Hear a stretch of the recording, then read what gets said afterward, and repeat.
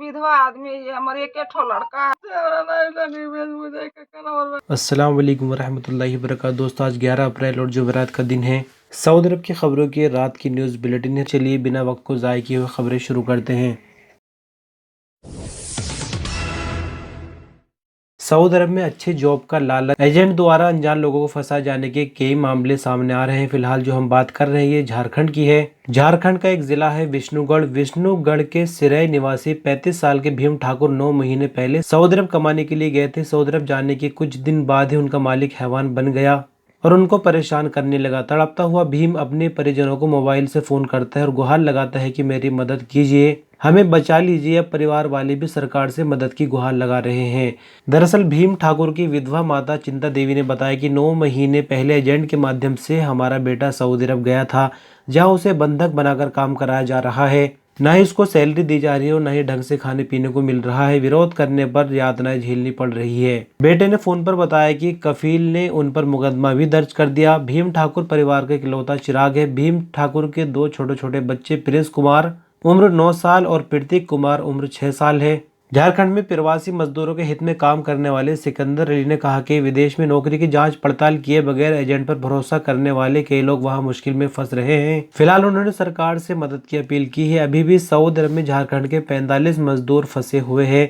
ऐसे में मांग की गई है कि तत्काल सभी फंसे मजदूरों की सकुशल वतन वापसी कराई जाए। सऊदी अरब में एयरपोर्ट पर अब प्राइवेट टैक्सी ले जाना आसान नहीं है, क्योंकि रमज़ान मुबारक में जिस तरह से भयंकर चेकिंग हुई है और जहां आंकड़े सामने आए हैं वो वाकई चौंकाने वाले हैं। दरअसल आपको बता दें, सऊदी ट्रांसपोर्ट जनरल अथॉरिटी की टीमों ने रमज़ान मुबारक के दौरान एयरपोर्ट्स की जांच के दौरान 2194 वायलेशन रिकॉर्ड किए हैं। सऊदी प्रेस एजेंसी के मुताबिक अथॉरिटी ने अपने बयान में कहा कि मुहिम के दौरान बिना लाइसेंस ट्रांसपोर्ट का रुझान रोकने के लिए 1217 गाड़ियां भी जब्त की गई। अथॉरिटी ने आगे कहा कि निगरानी मुहिम में सऊदी अरब के अलग अलग शहरों के कई एयरपोर्ट शामिल किए गए थे। जद्दा की किंग अब्दुल अजीज इंटरनेशनल एयरपोर्ट पर 38% वायलेशन रिकॉर्ड किए गए। राजधानी रियाज के एयरपोर्ट पर 30%, मदीना मुनव्वर एयरपोर्ट पर 15%, दम्माम की किंग फहद इंटरनेशनल एयरपोर्ट पर 12%, ताइफ एयरपोर्ट पर 5% वायलेशन रिकॉर्ड किए गए। आपकी जानकारी के लिए बताते चले, बिना लाइसेंस एयरपोर्ट पर पैसेंजर्स को ट्रांसपोर्ट की सुविधा देना अब भारी पड़ सकता है। ऐसा करने पर 5000 रियाल तक का जुर्माना, जबकि इस कानून को वायलेट करने वाले ड्राइवर को भी गिरफ्तार किया जा सकता है। साथ ही साथ गाड़ी भी जब्त हो सकती है।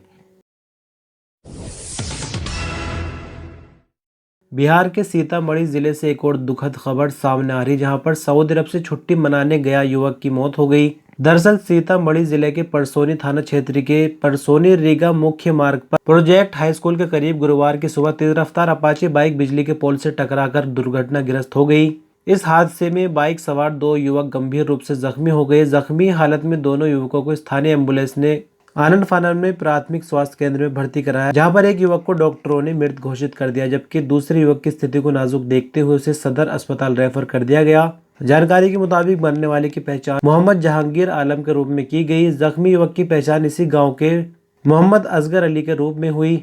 इस घटना के बाद परिजनों में कोहराम मचा हुआ है। मृतक की पत्नी अंबरी खातून व मां अंगूरी बेगम का रो रो कर बुरा हाल है। जानकारी के मुताबिक दोनों युवक अपाचे पर सवार होकर परसैनी की तरफ किसी काम से जा रहे थे। इसी दौरान बाइक अनियंत्रित होकर बिजली के पोल से टकरा गई। घटना के बाद मृतक के परिजन सहित गाँव वालों की ईद की खुशियां मातम में बदल गई। मृतक के 3 छोटे छोटे बच्चे हैं, जिनकी उम्र 6, 4 और 2 साल है। घटने के बाद तीनों मासूमों के सिर से पिता का साया उड़ गया। मरने वाले जहांगीर सऊदी अरब में काम करता था और छुट्टी पर 1 महीने पहले ही अपने वतन आया हुआ था, यानी ईद मनाने के लिए खासकर अपने परिवार के साथ सऊदी अरब से अपने घर पहुंचा हुआ था। और इस हादसे के बाद परिवार की खुशियां पूरी तरह से मातम में बदल गई। साथ ही साथ बच्चों के सर से भी बाप का साया उड़ गया। अल्लाह इस मरहूम की मगफिरत करे। सऊदी अरब में ईद उल फितर के मौके पर एक दूसरे को मुबारकबाद का सिलसिला तो चलता ही है, लेकिन यहाँ आपको बता दें कि यूएस की जो एम्बेसी है रियाज के अंदर, उसने कुछ अलग तरीके से ईद की विश की है। यूएस एम्बेसी में मौजूद एम्बेसडर ने अरबी में इस बार ईद की मुबारकबाद दी है। हालांकि ये सबसे अजीब है, अभी जितने भी एम्बेसीज है रियाज के अंदर किसी ने भी इस तरह से विश नहीं किया है। कुछ लोग कोशिश तो करते हैं लेकिन वो लिख कर देते हैं, लेकिन यहाँ पर इन्होंने बोलकर कोशिश की है। आप भी देखिए। من السفارة الأمريكية في الرياض، كل عام وأنتم بخير.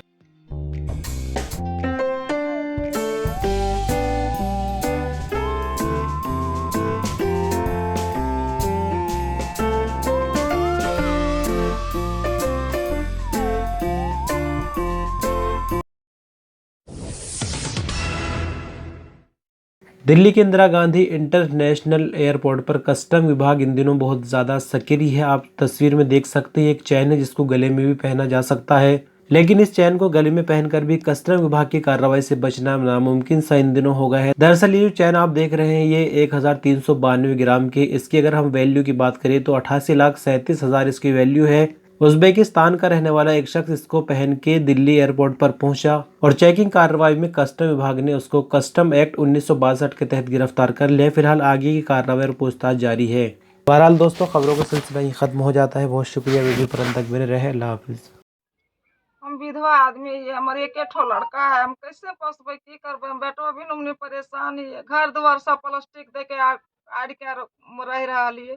बेटवा भी बहुत परेशानी है, कैसे घर हम रहे। बेटवा भी आकुल है, हम कैसे की करिए। हमारा इंडिया हमार बेटवा भेज दे, बेटवा भेज दिए वो। कैसे सरकार के कोई हम प्रार्थना करो, ये सरकार के हमार बेटवा भेज दिए। भैया कुल ये बेटवा बिनु तो बेटवा बिनु हमरा नहीं ठीक लगले। सच्चे हमरा नहीं लगी भेज मुझे के कना और बेटवा है। ये लागू जिया खाना ना देख मन के शांति नहीं लगी। कल खाना नहीं खैली।